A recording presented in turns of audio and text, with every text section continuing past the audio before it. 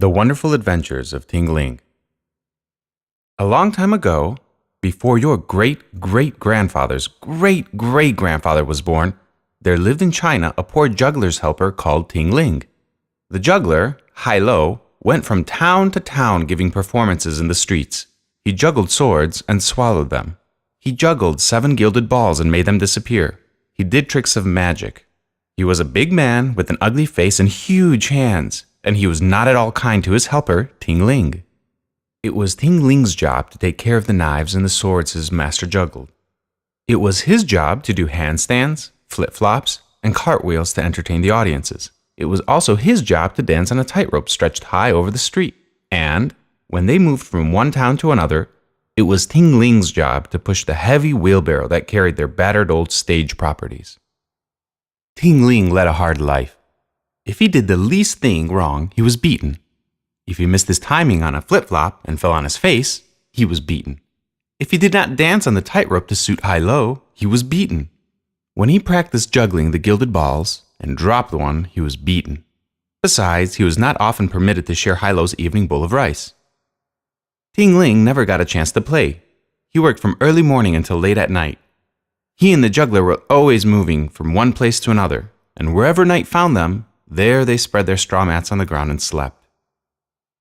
Yes, it was a hard life, but the only one that Ting Ling had ever known. As long as he could remember, he had been with the juggler. Whether Hai-Lo had bought him from his parents, or had stolen him, or had picked him up in the street as a baby, Ting Ling never knew. But he was not a sad boy. He was always smiling and cheerful, and as he grew older, he grew more and more clever. And the more he was beaten, the sharper his wits became, until he was probably the cleverest boy in all China. Now in those days, China was ruled by a cruel fat man named Woti. Fat men are supposed to be jolly fellows, but the Emperor Woti was not. He was very fat and he was very cruel. As a child, he had pulled butterflies' wings from their bodies, and his cruelties increased with his years until he was feared from the cold and lofty mountains of Tibet to the hot and steamy jungles of Sumatra. Woti had 4 great passions in life. He loved to eat. He loved to see men suffer. He loved jade. And he loved his young daughter, the Princess Darling. The emperor had great ambitions for his daughter. He dreamed of seeing her grow up to be the empress of all Cathay, and of all the lands to the west, and the islands of Nippon to the east, and perhaps even of the land of India to the south. And, as he sat on the dragon throne, he wondered to what prince he might dethrone her so that her marriage might win more lands for her to rule. But, as he went over in his mind the princes he knew, he could think of none who was worthy of Darling's hand. Woti so treasured his daughter that he could not bear to have anyone else look at her and see how fair she was. In the palace where she lived, even the nobility of the court had to kneel with heads touching the floor when she went past. No one but the royal family and the prince's nurses and governess were permitted to see Darling's face. As for the common people, they could not even appear in the streets when the curtained palanquin of the emperor, guarded by 100 giant armed slaves, and with the princess hidden inside, was carried between one of Woti's palaces to another. If a commoner was unlucky enough to be abroad when the palanquin passed, he had to lie flat on the ground and cover his eyes. Otherwise, it was sudden death for him. If he looked up, one of the slaves instantly lopped off his head. Princess Darling led a lonely life. She had no friends. When she played in the garden palace, she didn't really play at all, for she did not know how to play. She walked sedately among the gorgeous trees and beautiful flowers. She looked at the strange, mule-like deer in the palace park. She watched the imperial goldfish in their pond, but there was little else to do. Sometimes she sat on a low stool beside her father as he caressed his wonderful collection of jade. There was apple green jade and milk jade. There was pink and yellow jade. There was creamy jade and cloudy jade, all carved into beautiful shapes of flowers and beasts and men. The emperor loved to run his hands, with their long fingernails protected by gold cases, over the silken surface of each piece of jade. But to Darling, jade wasn't very interesting. She would rather have had a puppy.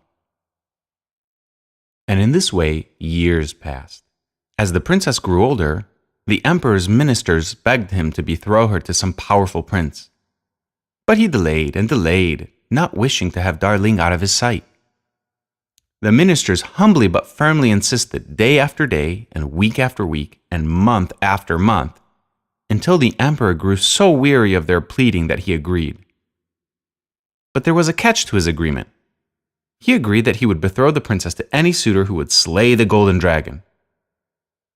At this, the ministers were in despair, for no man could prevail against the golden dragon that lived in a cave outside Peking. His scales were like brass. Neither spear nor arrow could pierce them. The dragon had already eaten more good men than they could count. "Some other task!" the ministers cried. But Woti would not be moved. So, the ministers sent out a proclamation to all the kingdoms of the world, and many princes, hearing of the beauty of Darling, came to slay the dragon, but all of them left their bones in the monstrous cave. The ministers begged the emperor to select another task, but he would not. And thus matters stood for some time. Now, one fine, warm spring day, when the peach blossoms had burst from bud, and the bees had come sleepily from their hives to rob the blossoms of their honey, Hailo and Ting Ling arrived at a small village near one of the emperor's palaces. They set up their apparatus, stretching the tightrope high over the street. Ting Ling got the swords and knives and gilded balls out of the wheelbarrow, and they started to give a performance. Hailo swallowed swords and juggled the gilded balls. Ting Ling whirled through cartwheels and flip-flops like a pinwheel. Then it was time for Ting Ling to dance on the tightrope. He took his balancing umbrella and climbed to the rooftop where one end of the rope was anchored. He started out to the middle of the rope, his feet twinkling. Then he started to dance. At this very moment, a great shout arose from the village street. The emperor's palanquin was coming! In a flash, the people who had been laughing at Ting Ling's antics on the tightrope disappeared indoors. So did Hailo. And there was Ting Ling, standing high over the middle of the street on the tightrope as royalty approached. There was no time to go anywhere. Ting Ling thought of running quickly to one of the rooftops and lying down there, but it was too late. The guardsmen had seen him. There was only one thing to do, and he did it. He lay down on the tightrope, closed his eyes, covered them with his hands, and hoped for the best. But this did not satisfy the guards. "Shoot him down!" cried the captain. Instantly, an archer knocked a razor-sharp, broad-head arrow to his bow, hooked his brass thumb ring on the string, and let it fly at Ting Ling. The arrow whizzed up through the air. But instead of hitting the boy, it hit and severed the stretched tightrope. And Ting Ling, hunched into a ball, turned end over end like a good acrobat should and hurled towards the ground. But he never touched it. Instead, he fell with a crash through the red lacquer top of the palanquin, landed on some soft cushions, and, when he opened his eyes, he was looking at the most beautiful girl he had ever seen. It was the princess, Darling. Outside the palanquin, the armed slaves were making a terrible outcry. The juggler's helper should be dragged out and killed, but who was going to do the dragging? None of them was permitted to look at the face of the princess, and he who did so was sure to die.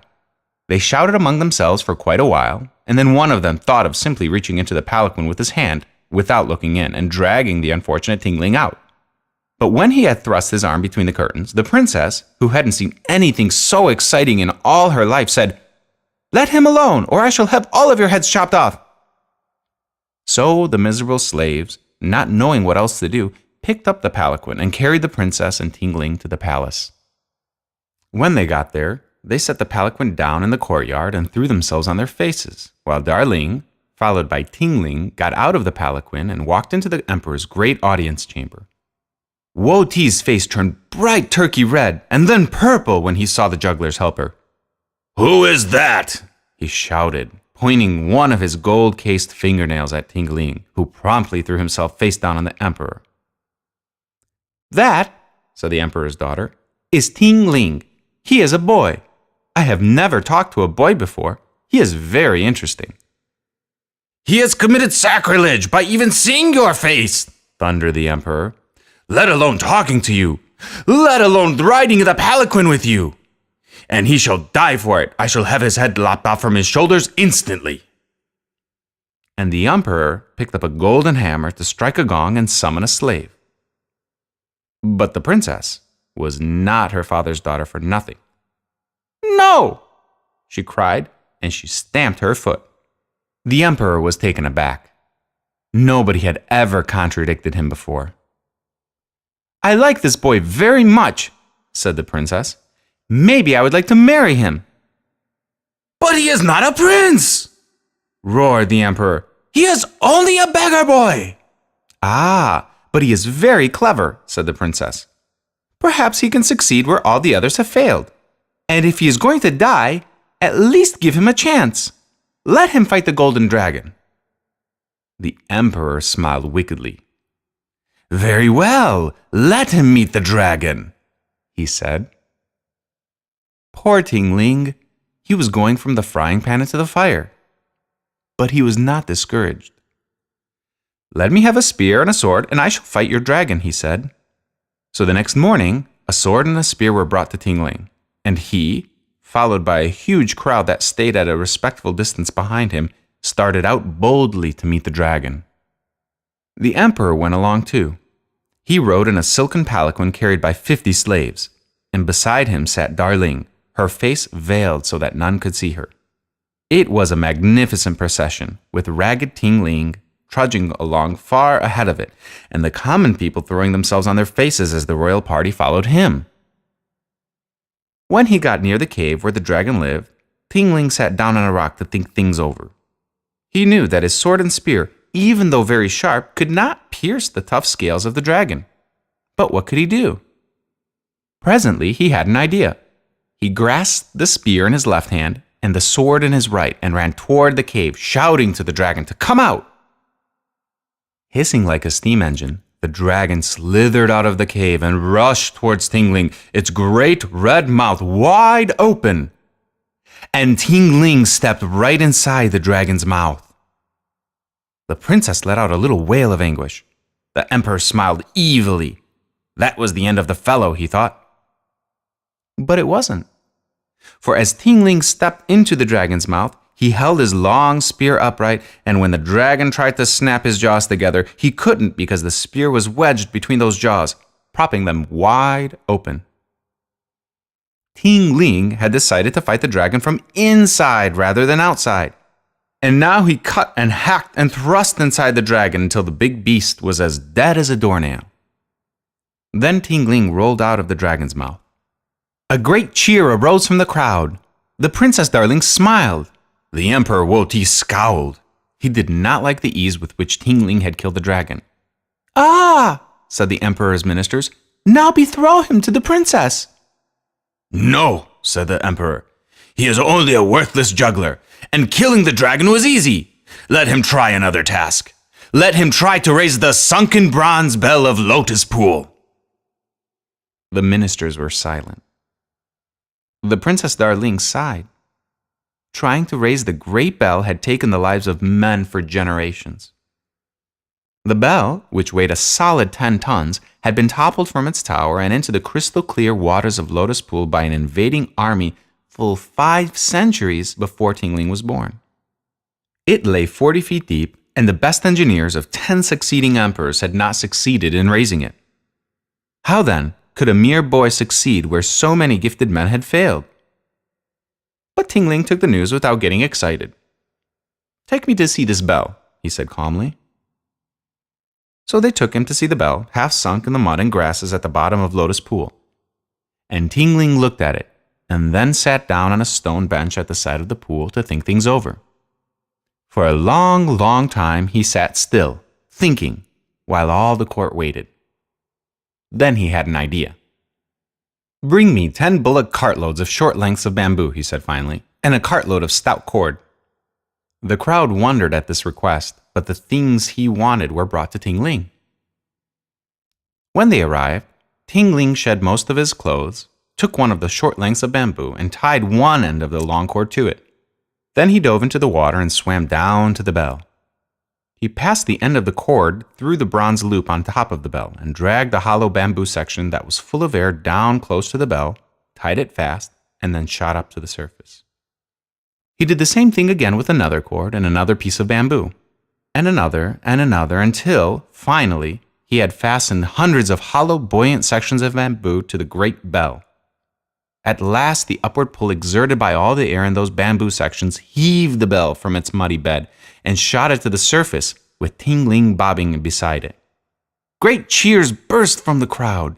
The Princess Darling laughed delightedly, but the Emperor scowled. Too easy, he said. Let him try something hard.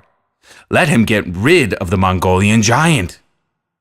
At this, a great sigh arose from the ministers, for the Mongolian giant was the most fearsome giant in all the world. He was as tall as a pine tree. With one sweep of his great sword, he could mow down whole armies. But Ting Ling was not frightened. "Show me this giant," he said. So they took him on a long journey to the gorge of the mighty Huang Ho River, where the Mongolian giant lay in wait to wreck and rob the riverboats. When they got near, Ting Ling sat down on a log to think about the problem. He thought a long time, and finally he said, "I would like to have a cork." A cork! Just a cork. No spears, no swords, no slings, no bows and arrows. He was going to fight a giant with a cork. How could he do that? The courtiers looked dumbfounded, but somebody pulled a cork from a water bottle and gave it to Ting Ling, and he started forth. All the others stayed behind at a safe distance from him. As Ting Ling walked towards the gorge, he kept looking up into the trees along the way. Presently, he spied what he wanted, and, creeping up softly towards something that looked like a large pudding, he pushed the cork into it and broke off the twig on which the object was hanging. Then, carrying it easily in one hand, he shouted to the giant to come out and fight. With an echoing bellow, the giant rushed out of his cave, whirling his terrible sword above his head. Ting Ling stood his ground until the giant was nearly upon him. Then he flung the object he had been carrying at the giant's feet, right under the monster's billowing robe. Then he whirled and ran away. The giant roared as the hornets in the nest that Ting Ling smashed on the ground began to sting him. They stung his hands. They stung his arms and legs and face. He was blinded. He was furious. Howling with rage and pain, he followed the sound of Ting Ling's footsteps running toward the river. Swiftly, the giant tore after the fleeing boy. At the cliff's edge, Ting Ling turned sharply to one side and stood still while the giant rushed onward, over the brink of the cliff and into the roaring river where he was lost forever. "Now betroth the juggler to the princess," cried the emperor's ministers. But Woti still refused. Let him try something really difficult, he said. Let him pick the flower of life on the top of Glass Mountain. At this, the ministers groaned, for no one had ever succeeded in climbing the terrible mountain. Yet each year the emperor insisted that men try to obtain the flower of life, for it was said to be a marvelous cure for the gout from which he suffered. But Ting Ling did not seem discouraged. "Show me this mountain," he requested. So they took him to the mountain, and Ting Ling sat down on the ground and studied the problem. There was no way to climb up the steep sides, as the bones of many unfortunate men proved. Ting Ling thought, and then he had an idea. "I need split bamboo and paper and string and glue and thin strong rope," he said. All this was brought, and Ting Ling soon constructed an enormous kite. Then he had 20 strong men run with the strong rope fastened to the kite while he held onto the tail of it. And whoosh! Ting Ling, hanging onto the tail of the kite, rode to the top of Glass Mountain. At this, the courtiers cheered as they had never cheered before. But the emperor was furious. He took out his knife and slashed the kite rope in two, and away went the kite on the other side of the mountain. Ting Ling was marooned at the top without any way to come down. The emperor thought he was well rid of this upstart at last. But he wasn't, for Ting Ling stooped quickly, picked the flower, opened the bouncing umbrella he had kept with him all this time, and with it as his parachute, stepped off the mountain and came floating down without even a bump. "Now," cried the ministers, "betroth him to the princess." But the emperor still refused, for now he was afraid of Ting Ling. Anyone so clever would not let the Emperor Woti remain emperor long. So the wily Woti proposed one last test. If he is so clever, he cried, let him make fire with water. If he succeeds, he shall be betrothed to the princess. If he fails, he shall lose his head. Ting Ling sat down on the grass to think about the problem. Who ever heard of making a fire with water? But the princess, behind her curtains in the palanquin, smiled hopefully. The emperor gloated, feeling sure he was rid of this clever juggler boy at last. Ting Ling stared at the grass at his feet. He saw a single drop of dew glistening in the center of a broad leaf. He had an idea. In his travels, he had seen many things, and he remembered the burning lenses he had seen used by a wandering magician. He plucked a blade of grass and knotted one end into a loop. He caught the single drop of water in the loop, frayed some fluffy cotton from the edge of his old robe, and then held the drop of water between the sun and the cotton lint. The drop of water was a perfect round lens. As the sun's rays focused through it, the lint began to smoke a little, and then burst into flame. Ting Ling had made fire with water. The ministers and the courtiers shouted in amazement. The princess laughed. And Woti? He was so furiously red-faced angry that he suffered a stroke of apoplexy and perished on the spot. So, the ministers proclaimed Ting Ling emperor of all China, and Ting Ling and Princess Darling were married immediately. And the first law that the new emperor proclaimed was that the Empress Darling should show her beauty to the people, so that all might know how fortunate China was in having a lovely empress. And the second law he made was that Hilo should be court juggler, under penalty of banishment if he should ever drop a single gilded ball. And Ting Ling and Darling ruled China wisely, and long and happy was their reign. The end.